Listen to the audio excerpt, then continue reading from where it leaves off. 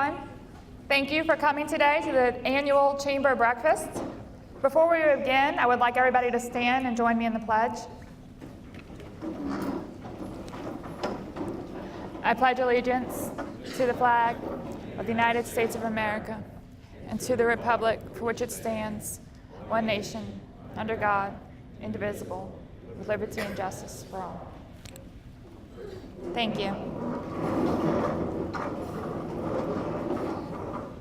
Tourism is a huge and I think underutilized sector of business in St. Bernard. It has been a focus of mine through the Chamber and parish government not only to get more people to visit St. Bernard, but also to get them to stay longer when they're here. Whether it's the Araby Arts District, fishing in Delacroix, our historic sites, or our proximity to New Orleans, St. Bernard has so much to offer, and we're very excited to have the Lieutenant Governor here today to talk about it with us.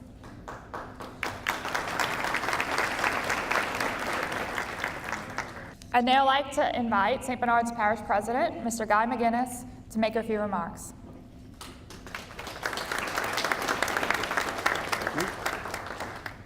Thank you, Carrie. Thank you, Chamber, for all of the events that you do in St. Bernard Parish.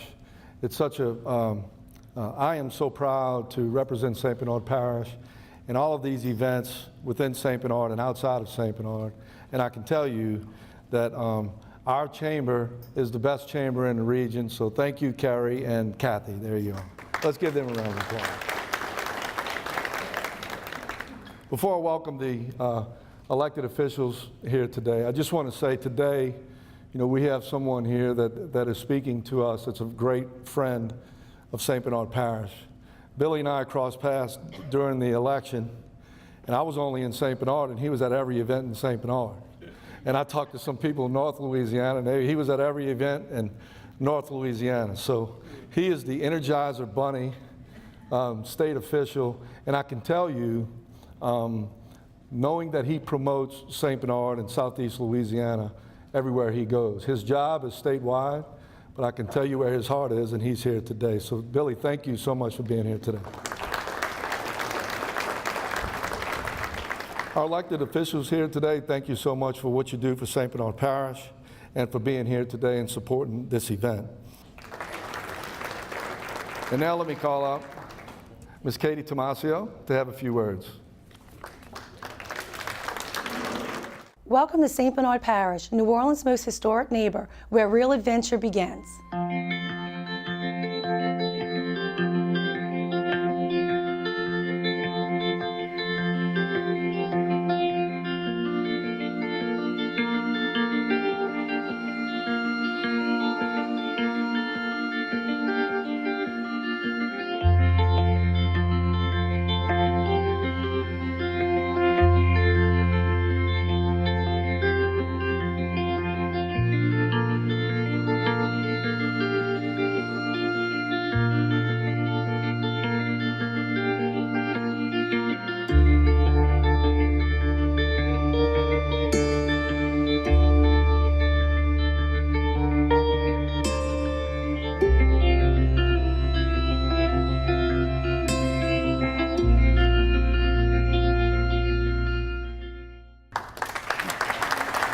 Thank you.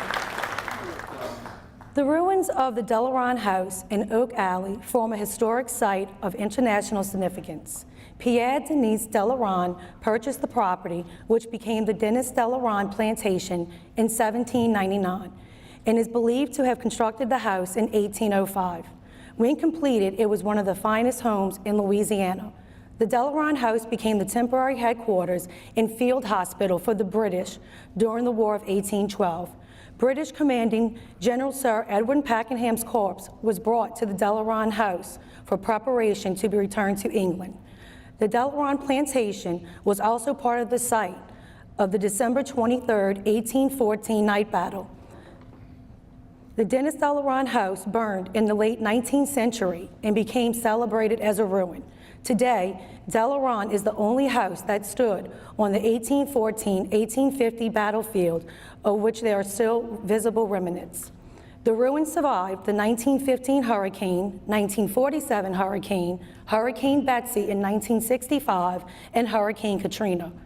The Dennis Delaron Ruin Stabilization has been funded by the Dennis Delaron Preservation Corporation under the direction of Mrs. Jane Caruso.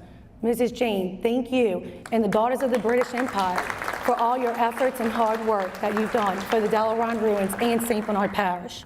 I'd also like to recognize Chalmette Refining. Chalmette Refining donated a $50,000 grant to St. Bernard Parish government for the lighting of the bricks, and they also maintain the historic oaks. And I'd also like to thank the Tourist Commission for all your dedicated work that you do to make tourism in St. Bernard Parish a better place. Thank you very much.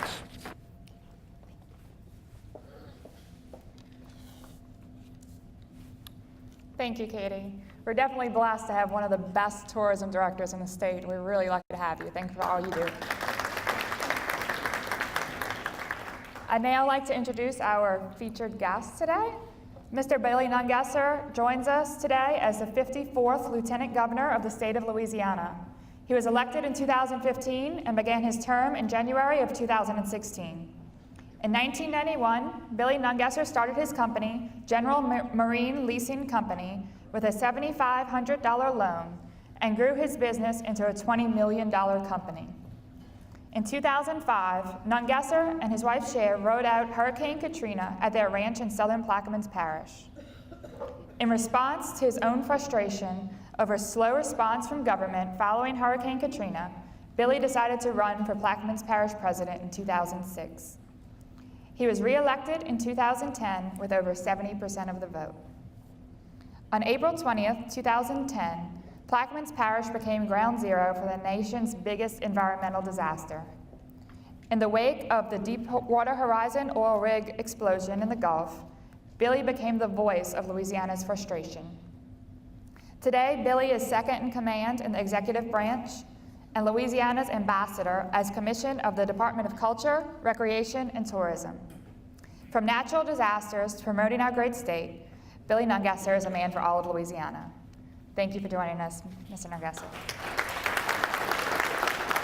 Thank you. Thank you. Is that my clicker? Good morning. Thank you all for having me here today. I feel like I'm at home. You know, as I travel the state, people say, we watched on TV, you did a great job for St. Bernard. I said, wait a minute, I was from Plaquemines. But I will tell you, for Lieutenant Governor, I got more votes in St. Bernard than I did in Plaquemines Parish. So I carried more votes here. That's why, Katie, that's why I never tell you no when you need a sponsor for an event. I can't tell you no in St. Bernard. I know where my friends are. So it's a real honor to be here. There's nowhere in the state that has more passionate people than St. Bernard, that has a true love. I tell people there's something in the soil here that's special. I don't know what it is, but people aren't leaving and they keep coming back and they truly love their parish. And I saw that here a little bit ago when we were down at Delacroix Pier. We were down there talking to the shrimpers about the shrimp prices and what we're working on to try to fix that. To see the love and passion they have for that industry is just incredible. So I'm going to run through a lot of things pretty quickly, and if I lose, you slow me down because I do talk a little fast. But there's a lot of things I want to get out there because I need your help with. First off, I got the clicker. So we all know all the departments under the Lieutenant Governor's office. What a lot of people don't realize is these departments eat up about $8 million in tourism money because over the years they have been cut. And if we don't fund it with tourism money that we should be using to promote Louisiana, things would get defunded. A good example is we provide internet service to all the libraries in the state. A lot of communities need that internet service. They're the only internet service in those communities. We do that through the library system. We have to give the library system a little over $1 million every year of tourism money for that and services to the blind. We also have to fund Volunteer Louisiana, those volunteers that work with Project St. Bernard and Samaritan's Purse and all those groups after a hurricane. If we don't give that money out of tourism, we would lose federal matching money. The arts, 5 years ago, the arts got a little over $5 million in state funds. It was zeroed out. We give about $1.5 million in arts money. They match that with federal money, and every parish in this state enjoys grant money for those arts programs. I just cannot not fund those things and leave federal dollars on the table. And it's good and it's bad because a lot of the legislators know that. So like, well, Billy, we know you'll fund that through your tourism money, but that money keeps going lower and lower. Y'all know who this guy is? It's the Michelin Man. And right after I got elected, I wanted to see how tourism where did it start and where we are today. And to give you an idea, this guy, in 1957, the Michelin company did the first tourism guide. So in that short period of time, they'd put a little booklet on their counter when you bought tires. You'd read it and learn about Little Rock, Arkansas, and hopefully you'd drive there and use more tires. That was their plan. It worked. And so from 1957 till today, it is a big business. As a matter of fact, last year, $1.8 billion in taxes were left here in Louisiana that you and I didn't have to pay by tourists. That's a little over $1,000 per family in Louisiana. So tourism does matter. 47.1 million people visited here, and it's growing every year. The real thing that from 2016 to 2017, I like to point out, we only saw 500,000 more visitors from 16 to 17, but the taxes left here went from 1 billion to 1.8 billion. So they're staying longer, they're spending more money. And we believe that's attributed to the international flights and the international visitors. They come and they see more than just New Orleans. And it's our job to make sure we get them to St. Bernard and other areas of the state because they are going to stay longer, they're going to spend more money, and that's a real opportunity for growth. As a matter of fact, last year, we were second only to Michigan in international visitor growth. We saw a 37% increase from 16 to 17. Incredible increase. Now, one way we do that is the trails and byways. We have these great trails and byways all over Louisiana to get people off the beaten path to go see all these great communities. Right now, we're working on a movie trail. We know that people want to go where movies were shot and where people were shot, like Bonnie and Clyde up in Arcadis. And we're getting this together in time for our foreign mission this year, which is going to be to China, because the young Chinese want to travel and see where movies were shot. Now, we knew that the movie industry had value to tourism, but we wanted a hard figure, because every year they go to the legislators to take away the movie tax credits. Is it really worth the money? Is it not? I didn't want to get into that battle, but I wanted to know what was the value to our industry. Luckily, we got our study back about a month before the last special session when they were going to take away the credits. And we were able to get those legislators that study. And that study showed that 57% of the people that come to Louisiana are influenced by something they saw in a movie or TV show. But 9% are heavily influenced to the point that something they saw on TV was a major decision factor.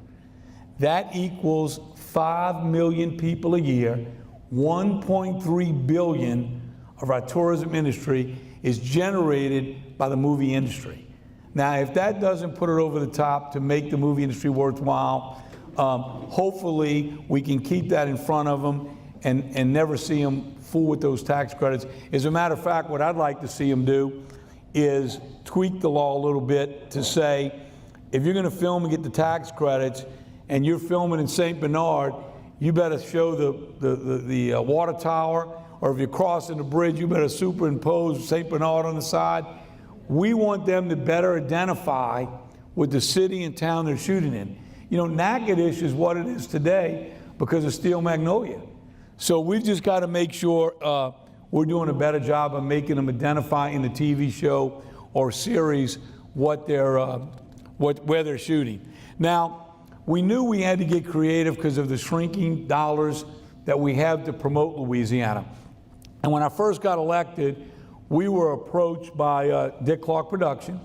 Said, look, we'd like to move the Miss America pageant to Louisiana. We need $3 million. Well, I wasn't even sworn in yet. I didn't know if I was going to have $3 million. But I said, what are y'all doing at New Year's Eve when y'all dropped that stupid ball in New York. So well, we're going to sleep. I said, well, hold on. We still have an hour in Louisiana. Can we put a deal together? So we partnered with New Orleans in the Sugar Bowl, and now we rock into New Year's. And for that hour in New York, they talking about, well, don't turn off your TV. We're going to New Orleans after this. Last year, we got them to cut away to Lafayette and Shreveport. We're in our third year of this partnership. And to give you an idea of the value, well, I know on New Year's, as New Year's approaches, I have a New Year's resolution every year to lose weight. Doesn't always work. And honey, where are we going to go on vacation? 30 million people are watching Louisiana having a great time. That is invaluable to our tourism industry. And to give you an idea of the value, the Grammys charges $2.5 million for a 30-second commercial. More people watched this program last year than watched the Grammys. So just imagine that hour of free publicity of those people watching Louisiana. But those are the kind of things that we've got to do to get more bang for our buck. Now, we crowned the other night in Lafayette. Blue Dog Cafe took home the champion of the King of Seafood for this year. Bonnie Bro, the first queen, we had to pull the crown out of her hands. But this competition gives us an opportunity to take one chef that will be our ambassador for the year. And it's worked so well. So many of the chefs have gotten TV shows on the Food Network. And Bonnie Bro actually opened her own restaurant after reigning as queen for a year because of the publicity she got. Now, the only place that there's money in Baton Rouge right now is in the Seafood Promotion Board, so don't tell anybody. Let's keep that our secret. But what we did is we went to BP and we said, listen, that money was supposed to end June 1st this year. And we had wasted a lot of that money over the years. We were doing crazy things. We got a booth in Chicago, we spent $300,000, 3 people went up there to sell seafood. That's not a good appropriation of that money. So we went to BP and we said, look, we'd like to do things a little differently. We'd like to give seafood to all our universities, let them invite all their restaurants out to cook their best seafood dish, sell tickets, and support all the universities. Northwestern sold 600 tickets at 150 a head, sold out. So we're doing that for all the universities. We also want to do charitable nonprofits. Last year, we gave the crawfish to Special Olympics. They would buy crawfish and sell them to send athletes to the National Olympics.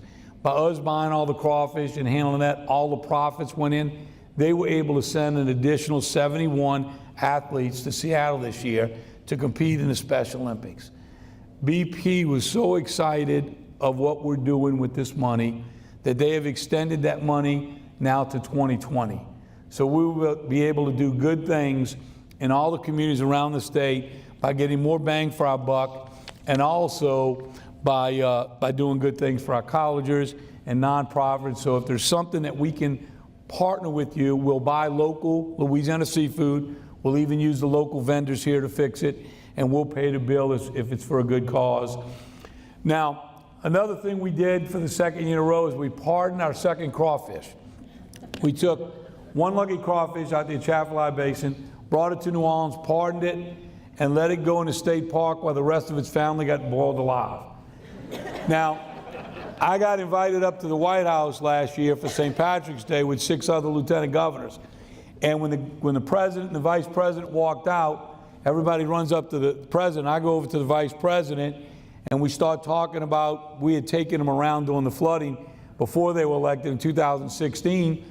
And we were talking about that, and I said, look, Mr. Vice President, I know Thanksgiving's right around the corner, and I know y'all have this tradition. You pardon a turkey at the White House. Yeah, that's a pretty big event. And one lucky turkey. I said, yeah, okay. I said, down in Louisiana, first Tuesday after Mardi Gras, one lucky crawfish.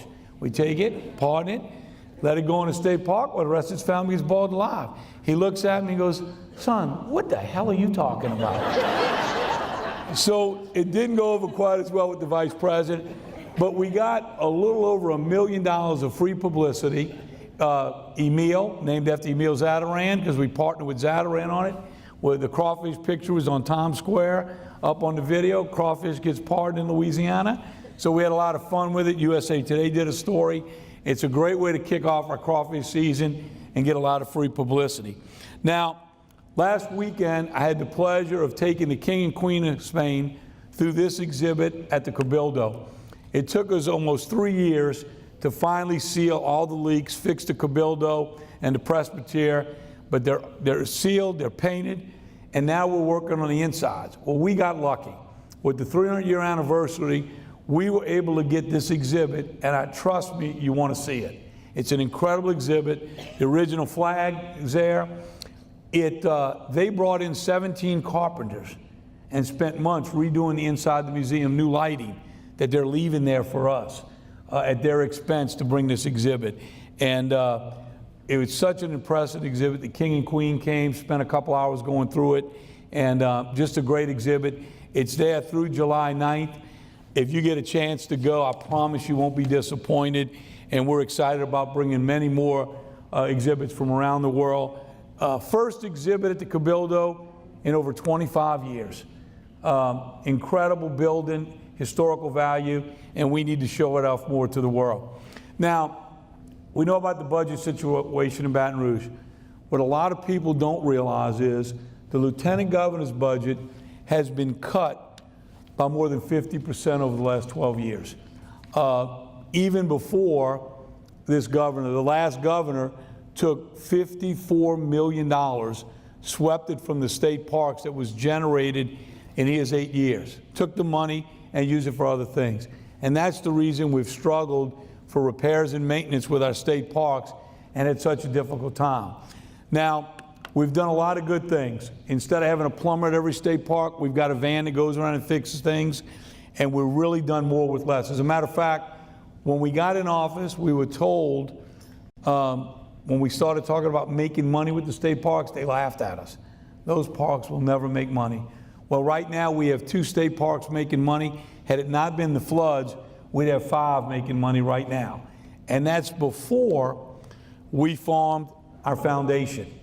And this is where we're really going to have an opportunity to relieve the burden of the state parks off of the taxpayers and make some money that will allow us to support other projects that are important to culture, recreation, and tourism. Last year in the legislature, we formed the Culture, Recreation, and Tourism Foundation. We are taking all of our assets and we're looking for private partners. We own 500 acres next to Fontainebleau State Park on Lake Pontchartrain.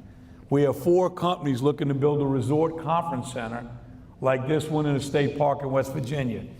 That center, in 6 years, brought in over $50 million, the state park system share of the revenues. Great partnership. We'll be doing one of these on Lake Pontchartrain next to Fontainebleau. In Alabama, a company put zip lines in the state parks. They write a check for $500,000 to the state park system. We just moved a gentleman's horseback operation into Boca Chica.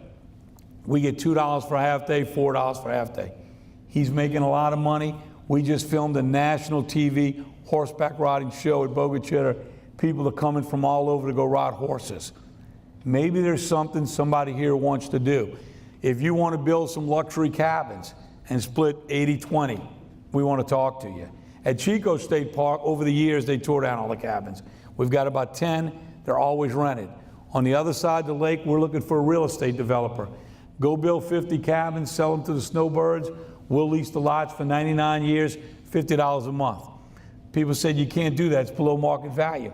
If that gets 60 people into that community, eating and shopping, and brings people into our park, it's a win-win for everyone. But one thing we won't do, we won't allow someone to come into your community and open a business that will hurt a local business. We will vent every opportunity with the local chamber, the tourism, the elected officials, and unless everybody's on board, we're not going to do it. We want to make sure this is a win-win for the park and for the business person doing it, but we want local buy-in, and we want local entrepreneurs or business people investing. We're getting some incredible, some crazy ideas. Somebody wants to put a lazy river and add 100 VIP pads. They're doing those all over the country. We'll give you the land and partner with you. If that's something you want to do in our state park, as long as you're not competing with another business nearby, it's something we want to look at. Now, something else that we're doing that is really working well is staycation. Every month we promote a different parish and the nice things to do in that parish, fairs, festivals, special events, fishing. And we're asking everyone to take one vacation when you normally leave Louisiana and go see a part of Louisiana you haven't seen. I promise you, you will not be disappointed. I was speaking to a group of high school kids, and I asked them to go home and ask their parents to take them to see some part of Louisiana, maybe the World Heritage Site, Poverty Point, or the Bentley Hotel where part of the D-Day invasion was planned. Go see something you haven't seen. Ask your parents to take you. Thought I was doing real good. After the presentation, the first question, little girl in the front row.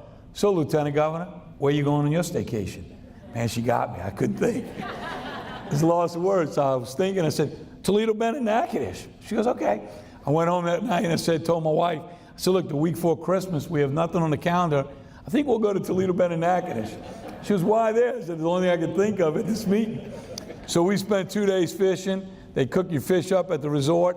And then we went to see the Christmas lights. And my mother-in-law spent 3 hours in the hardware store there. And if you've ever been to that hardware store, they got every game from when you were a kid. Now, she went home and talked about it on Facebook. 22 of her relatives from Houston have gone to that since we went. So not only does a staycation working and help you come home and talk about it, about that restaurant, that shop, and you spread that word, and it drives more people in it. That's what the staycation is all about. It's not just us going and spending money. It's talking about it, spreading the word, and we're driving people all over Louisiana. And if I can't get you to do it, we're going to get to you through your kids. We got a federal grant and put Uniquely Louisiana. The Bessie Board endorsed the project. You can download it on K through 12. It's grade sensitive about all these fun facts and historical things to do in Louisiana. And we hope if your kids learn in school something exciting, they'll go home and they'll make you take them there. So if we can't get you to a staycation, we'll get to you through your kids. Another industry that we've never promoted in Louisiana, there's a circuit in Texas, and then they drive through Louisiana and they do the circuit in Mississippi. Last year we did our first circuit, 3 locations. Every year we're going to add sites. We've got a lot of great arenas around the state. There's a lot of individual rodeos and different things, horse shows. We want to support all of the local events, and we're going to be doing that through social media with 2 new people we brought on in Baton Rouge to help promote your events around Louisiana, and in the horse industry around about an 11-state area that we know they will drive to participate in events. And then we're also looking for more events to really take advantage of these great arenas we have all over the state. Another thing you can help with, we will never have the money to advertise and talk about all the great things in Louisiana, but you can sign up and be an ambassador to Louisiana. You get a little sticker in the mail, and if you post a lot of pictures, we share them with the world. So it can be about a local fishing hole. It can be about a Mardi Gras celebration. Now we got some videos for Mardi Gras this year we couldn't use, so don't send me any of those. But you can tell the story better than anyone. And we share them with the world. And then if you keep sending them and we get a lot of posts, we'll send you a hat and a shirt and we'll keep you coming back. But you can help your community by posting those pictures and us sharing them about all the special places and things to do here. And if you don't think it's working, this is the Gothic jail in DeRidder. That's a ghost on the porch and one in the window on the, I don't know if it's real or not. But 4,000 people have gone to DeRidder to look for that ghost. So if you got a ghost in St. Bernard, you post a picture and they will come. Now, when I got in office, everyone started saying, when are you going to pick a new brand? Jay had Pick Your Passion. Well, 2 reasons we stayed with Pick Your Passion for the last 3 years. One is everyone in this state is so passionate. And 2, I got to go across the street and get my budget approved by Jay, so I wasn't changing right out the box. But we wanted to make sure when we rebranded Louisiana, we let the data decide what that would be, not just somebody's idea. So we looked around the country and we said, which state did the best job at rebranding? And Michigan did it. Pure Michigan. Matter of fact, now there's Pure Michigan coffee, water, So we hired that guy, and we went around the country and into Canada, and we did focus groups. And they put 6 logos, 6 sayings it came down to, and we hope for 60 to 70% of the people to pick one. 100% of the people picked Louisiana, feed your soul. You feed your soul with fishing, with seafood, with music. You can feed your soul in so many ways in Louisiana, and it gives you that warm and fuzzy feeling that you get when you come here and visit Louisiana.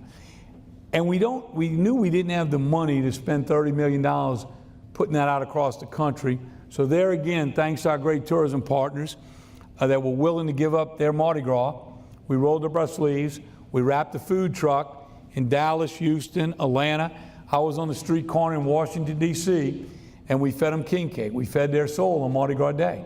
And we gave them t-shirts and we interviewed them. Have you been to Louisiana? Yes. Where did you go? How did you feed your soul when you were there? Here's a t-shirt, go home and post it.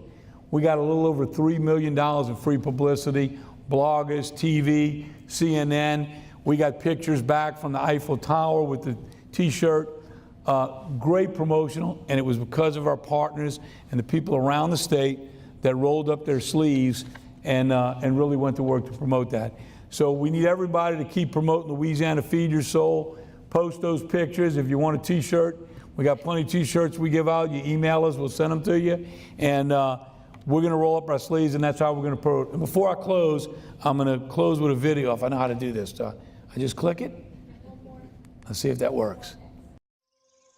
Mention Louisiana, and images of Mardi Gras, jazz clubs, and late-night revelry are most likely the first things that come to mind. But there is far more to Louisiana than the Crescent City. And likewise, New Orleans is much more than the French Quarter and Fat Tuesday. Louisiana is a land of contrasts. Its different regions vary in physical appearance, from gentle rolling hills and lakes in the north to bayou swamps and the Gulf of Mexico in the south. Perhaps there is no better example of contrast than Louisiana's culture. Here, the American South meets French heritage. The result? A genteel Southern pace enveloped by a zest for life. And it's that pursuit of enjoyment that threads throughout Louisiana. Dancing to Zydeco in a local music hall, spicy boiled crawfish and the dare of how hot, casting a reel and hooking a fat bass, flying through a sea of grass on an airboat, the uneasy and mysterious thrill of touring a haunted antebellum home at night, the sound of jazz, blues, and soul drifting from back alleys and open doors. And yes, the craziest party in America, perhaps even the world. Louisiana isn't for spectators. It's for participants.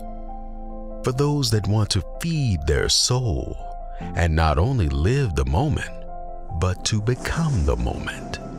Here, excitement is a constant pursuit and one that's easily found. Louisiana, feed your soul.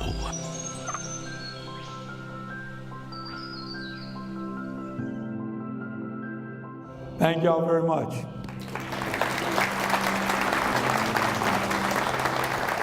Thank you. That concludes our program today. I want to thank you all so much for coming. I would like the chamber board and the elected officials to please come up after we're done. And I want to invite y'all to our luncheon, which will be in August. So be on the lookout for that date and speaker, and we're happy to have y'all, and thanks for your support of the chamber.